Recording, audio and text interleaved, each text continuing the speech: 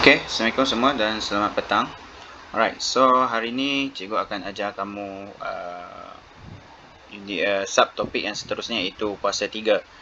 Seperti sebelum ni kamu sudah belajar apa itu kuasa 2, iaitu nombor itu sendiri darab dengan nombor itu sendiri sebanyak 2 kali lah. Maksudnya 2, kalau contohnya 2 kuasa 2 maksudnya 2 darab 2. Tapi kalau kuasa 3 2 kuasa 3 maksudnya 2 darab 2 darab 2, 3 kali lah. Alright. So bila kuasa 2 ni contohnya dia negatif kuasa 2, 2 kuasa 2, negatif 2 kuasa 3, okay, dia akan jadi nilai negatif juga. Right, berbanding dengan untuk kuasa 2 lah, dia akan jadi positif. Okay. Menyatakan, dalam bab ni kita akan melihat menyatakan kuasa 3 suatu nombor. Kuasa 3 ialah suatu nombor yang didarab sebanyak 2 kali dengan nombor itu sendiri. Maksudnya 2 kali lagi lah. Kalau ikut kiraan kita 3 lah, 3 kali. Alright, so dalam tu maksudnya 2 darab 2 darab 2. So 3 kali, tapi kalau ikutan tu hanya 2 kali lah kamu darab. Okey. Contohnya 3 darab 3 dikenali sebagai 3 kuasa 3 dan disebut kuasa 3 bagi 3 atau 3 kuasa 3. Okey, kamu boleh sebut kuasa 3 bagi 3 atau 3 kuasa 3. Macam cikgu selalu sebut 3 kuasa 3 lah. Tulisan sama dengan 3 kuasa 3, nyatakan kalau tulisan dia akan macam ni lah, 3 kuasa 3. Kalau nyatakan 3 darab 3 darab 3. Ada pertanyaan tak? Untuk bab pertama, subtopik yang pertama, untuk slide pertama. Tak ada cikgu. Tak ada ya. Okey. So jelas nah. Maksudnya 3 kuasa 3 tu adalah 3 kali kamu kena darab. Okey. So macam mana kita nak menentukan kuasa 3 sesuatu nombor tu? So sekarang ni kita akan tengoklah macam mana kamu nak menentukan sesuatu nombor itu adalah kuasa 3. Okey. Kuasa 3 bagi sesuatu nombor positif ialah positif dan kuasa 3 bagi sesuatu nombor negatif ialah negatif. So maksudnya yang nombor positif adalah positif, yang negatif akan tetap negatif. Berbanding dengan kuasa 2 lah.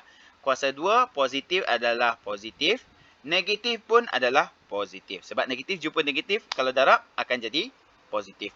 Berbanding pula kuasa 3, dia ada 3 kali. Maksudnya negatif jumpa negatif jadi positif, jumpa lagi negatif akan jadi negatif balik. Boleh jelas? Seperti contoh macam ni. 1 kuasa 3 sama dengan 1.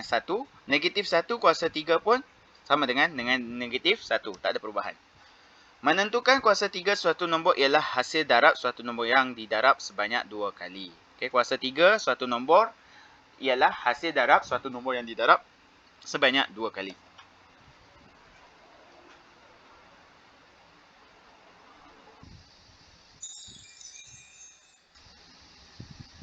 Okay. Menganggar kuasa 3 suatu nombor. Okay, anggaran ni sama juga macam kita menganggar untuk kuasa 2 lah. Iaitu dengan cara, dua cara iaitu untuk menganggar kuasa 3 suatu nombor. Terbahagi kepada dua cara. Ada dua cara. Kaedah penghampiran, iaitu kita akan melihat penghampiran antara nombor tu dengan kuasa 3, antara dua kuasa 3 lah. Kaedah alternatif. So, dua kaedah ni kita akan gunakan untuk menganggarkan nilai kuasa 3 tu lah. Pertama iaitu kaedah penghampiran. Okay. Sebagai contoh soalan je lah. Anggarkan 3.3. So, maksud dia kat sini 3.3 darab 3 kat sini iaitu kamu letak 3.3 ni di antara apa? Iaitu 3.3 3 kuasa 3 dengan 4 kuasa 3. So, di antara tu 3.3 ni. So, mana yang hampir lah. So, penyelesaiannya adalah 3.3 kuasa 3 dianggarkan 3 kuasa 3. Right? 3 kuasa 3 ialah 27. Manakala 3.37 dianggarkan 3.3 kuasa 3 dianggar sebagai 27. Okay? So, itu anggarannya lah yang paling hampir. Boleh jelas semua? Boleh. Boleh nah? Okey. So, seterusnya adalah kaedah alternatif. So, ini adalah kaedah alternatif. Right? Sebagai contoh soalannya lah kat sini. Nilai kuasa 3 bagi 3.3 terletak di antara dua nombor. Cari dua nombor tersebut. So, apa nombor di antara nombor tu?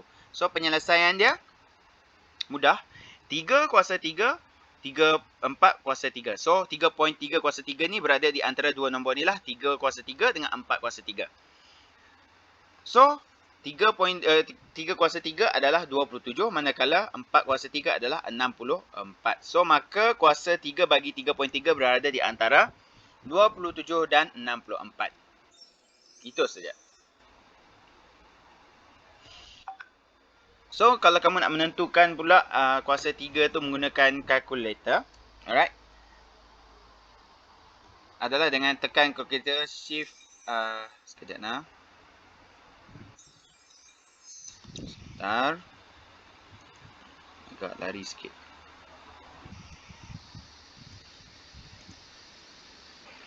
Okay. So, kamu kena tekan ni lah.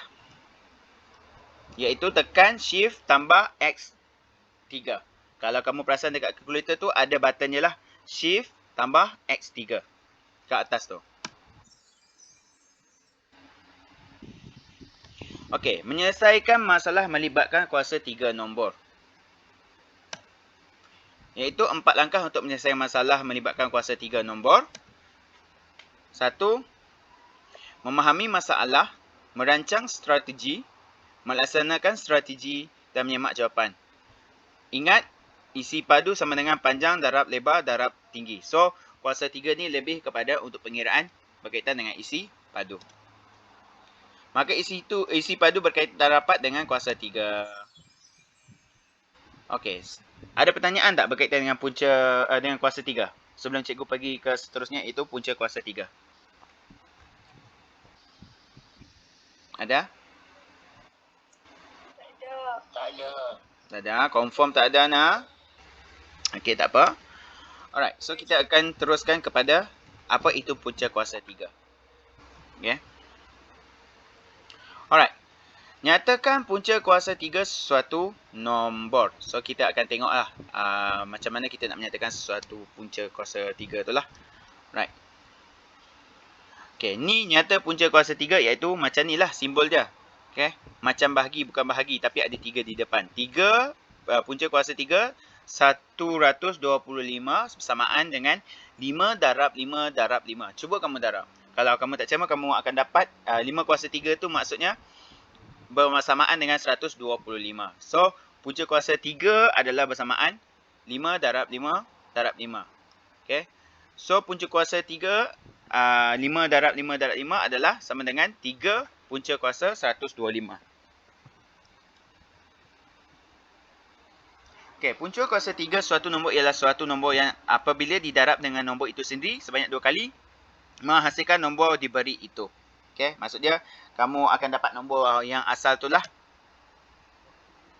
Simbol bagi punca kuasa 3 ialah 3 macam kuasa 2 tapi dia ada 3 lah. Kuasa 2 tak perlu ada nombor 2 lah. Kalau kuasa 3, kamu kena ada simbol tu. 3 punca kuasa 3 dibaca sebagai punca kuasa 3 bagi 3.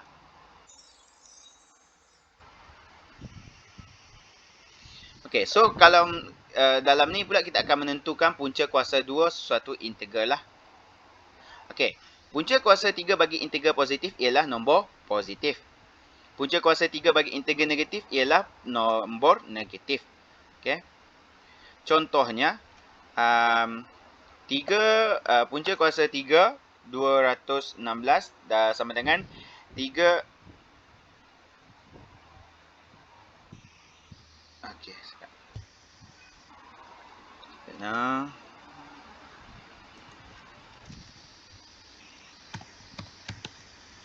Okey. So, cuba siap tulis. Okey. Alright.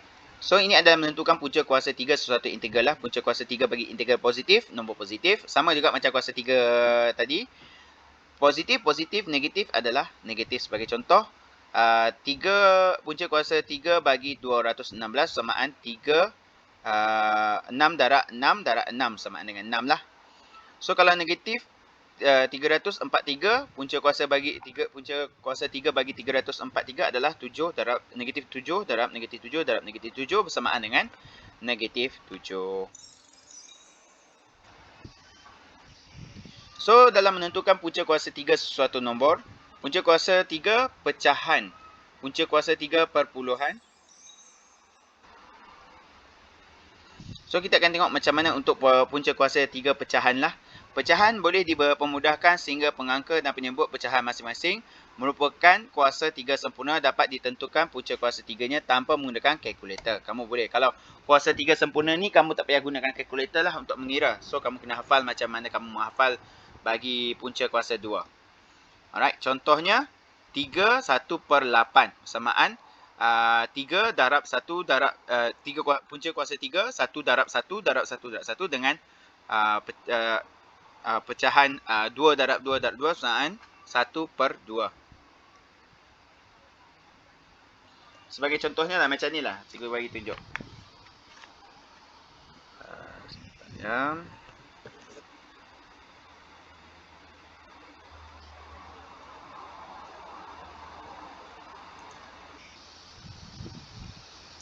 Tunjuk jalan kerja dia.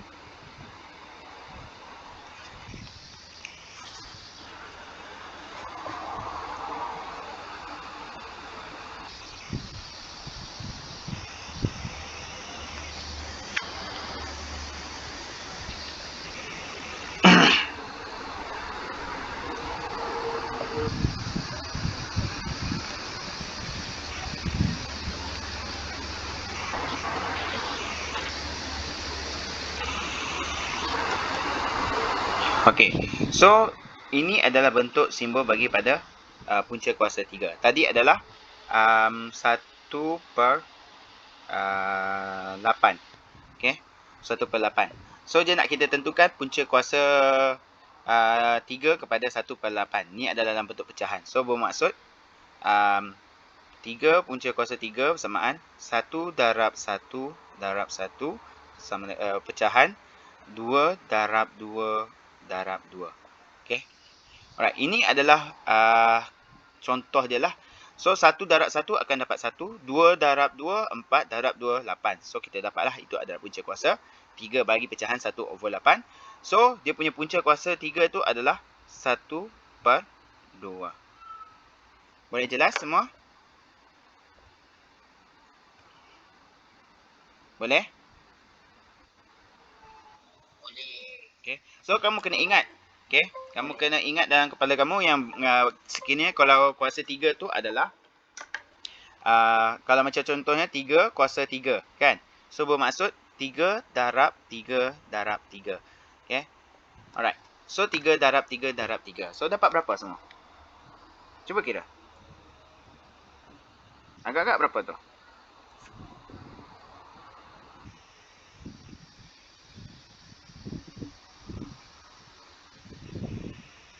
Okay. So, 3 darab 3, 9. 9 darab 3, 27. So, ini adalah kuasa 3 bagi 3 lah. So, 3 kuasa 3 sama dengan 27. Alright. So, dia suruh kamu cari punca. Okay, dia suruh cari punca kuasa 3 bagi 27. So, sama juga balik macam ni. Iaitu, punca kuasa 3 bersamaan 3 darab 3 darab 3 sama dengan 3. Boleh jelas semua?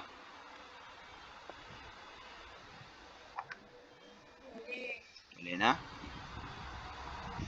Alright, so kita continue. Alright. Itu adalah bagi pecahan. Sama juga dengan kuasa punca kuasa 3 bagi perpuluhan. Dia sama je konsep dia, cuma dalam bentuk perpuluhan. Okay. Perpuluhan yang boleh ditulis dalam bentuk kuasa 3 sempurna dapat ditentukan punca kuasa 3-nya tanpa menggunakan kalkulator. Maksudnya, bila dia adalah kuasa sempurna tu, kamu tak payah guna kalkulator. Okay. Konsepnya adalah sama. Seperti inilah. Okay. Okay, ni jap. Ni cikgu tertinggal satu. Okay, dia bukan. Okay, ni ada lagi satu. Darab 0.2. Okay. Alright. So kat sini, okay, menentukan punca kuasa 3 perpuluhan. Alright. So perpuluhan boleh tulis dalam bentuk kuasa 3 sempurna dapat ditentukan punca kuasa. So kuasa sempurna ni maksudnya dengan nombor tu sendirilah. 2 darab 2 darab 2 darab 2, 3 darab 3 darab 3, 4 darab 3, so on macam tu. Tapi kalau nilai dia itu adalah kuasa 3 sempurna lah, dia dengan nilai yang sama. Okay.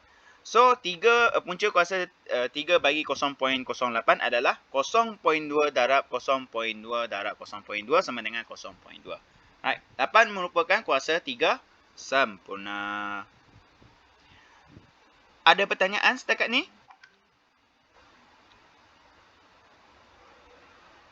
Tak ada?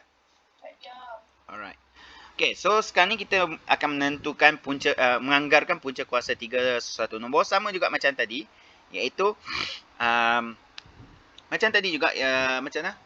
Kamu menganggarkan je lah kaedah penghampiran ni mana yang paling hampir. Okay. Kita akan tengok dulu bentuk soalan. Kaedah penghampiran iaitu contoh soalan. Anggarkan nilai bagi 70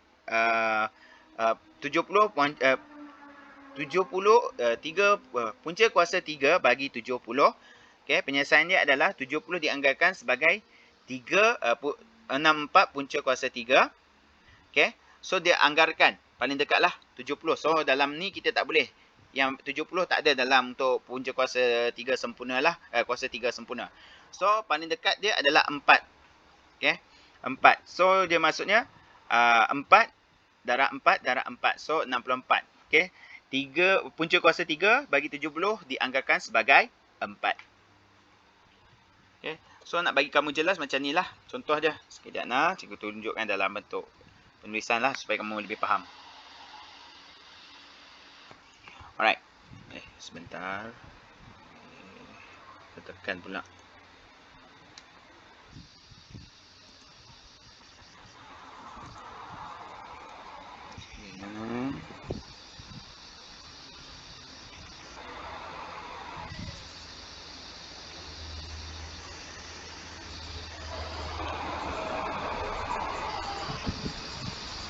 Okay, dia umpama macam ni lah. 370.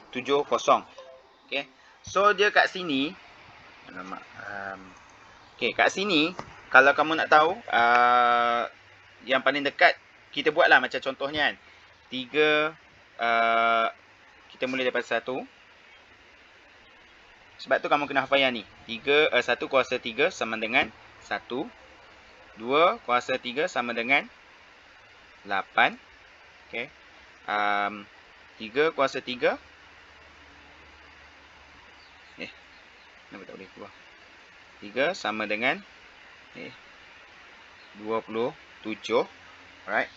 Lepas tu 4 kuasa 3 sama dengan kenapa tak boleh tulis lah? Sekejap lah.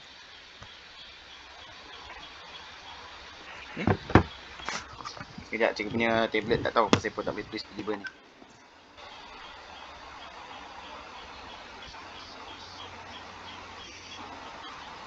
Okay, dia bersamaan dengan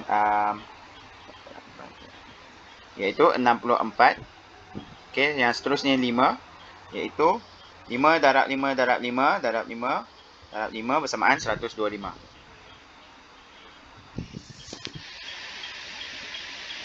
Awak ni lag.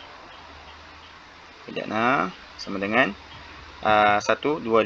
Alright. So kat sini tak ada 70 kan? Yang paling dekat adalah 64. Okay. So 125 tak dekat. So maksudnya kat sini adalah 3 punca kuasa 64. So ini adalah jawapannya paling dekat. Okay. So kalau untuk penghampiran pula, kamu tengok mana paling hampir, iaitu di antara 3 punca kuasa 64. Okay. 3 punca kuasa 70 dengan 3 punca kuasa 1, 2, 5. Okay. So itu cara untuk kita melihat penghampiran. Boleh jelas? Alright. Dia agak pening sikit. So kalau macam contohnya kamu tak faham nanti, kamu boleh tengok balik video cikgu ni. Okay. So nanti cikgu nak kamu tolong salin lah nota-nota ni, yang nanti cikgu akan bagi balik video yang cikgu record ni. So kamu boleh salin. Dan tolong salin dan hantar pada cikgu bila kamu dah siap.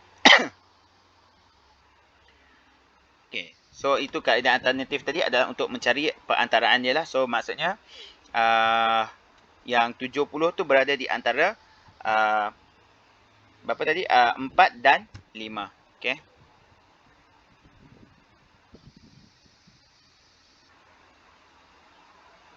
So, ada pertanyaan tak setakat ni?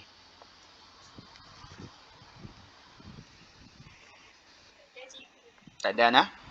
So, semua jelas setakat ni?